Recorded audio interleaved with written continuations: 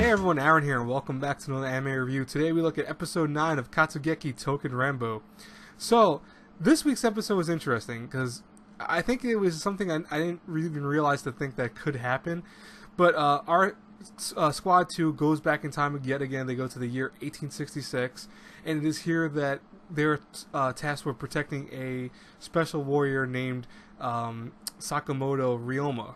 Now, why that character matters so much, obviously, is that he's a big historical figure. If he dies then by the time Retrograde Army, instead of him dying later on, of course, you know, history will be shattered and big things will happen. I'm still curious, like, what happens if they fail their missions? Like, I want to see. I hope that they have at one point something like that happen, like where, what if they fail the mission? What would happen to history? How much would history change? I want to, like, I hope they do that at one point. But what makes this character even more interesting, though, is that he's actually Yoshiyuki, the guy who uses the gun and the sword. He's actually his master. So before he became a sword for the one summoner guy that controls all of them, he was his sword. Now, I thought that was kind of interesting, because I didn't even think that could be a possibility. Like, I was wondering, would we ever meet the original owners of these swords? I didn't even think about that, to be honest with you. But I was always wondering, what if they did? And, you know, we got to actually see that.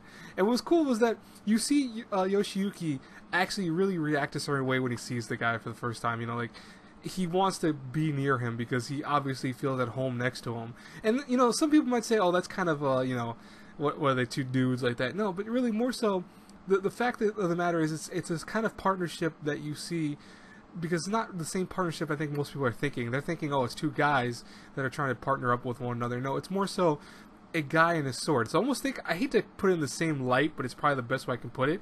I almost think it's the kind of, like, the companionship you see from a owner and, like, a pet. Because, you know, for him, he's by his side. He was always there to help him and save him and protect him and keep him safe, you know, as his original sword. Now that he's not really there for him in that same manner, I mean, like, he does have the sword with him, but, you know, he's on the outside. He feels like, hey, I'm seeing him protect himself with the sword that's me, but at the same time, it's not, you know, it's not really him, if you think about it. It's kind of weird. It's one of those things that's, like, almost like a paradox if you really think about it, but luckily, yeah, I guess they can get away with it because obviously it's an embodiment of a sword, so it's not like he's the sword. I'm not even going to try to go into the semantics of it, because it probably won't make sense in the long run, but I thought it was really cool to see that. I think that it was very interesting, and I really did enjoy that. The fighting was pretty awesome this week. You know, they really had to try with some of the protecting this guy, because the thing was is that history changed slightly in the sense that he didn't follow the route he was supposed to follow, and what happened was he ended up getting separated from his retainers, so he was by himself and getting chased down by multiple enemies. So luckily Yoshiyuki was actually next to him and was able to save his life at one point, not once but like twice in this episode. And I think also it was kind of weird that he actually got to use himself, you know, because you know, Ryoma actually threw the sword, which is him, to him, and then he had to use it to kill another enemy. So it's like the sword is using the sword. That's weird. If you really think about it, that's really weird to say, and it's very strange to me, but there was a lot of what the hell moments you think about it, but I thought it was pretty cool overall.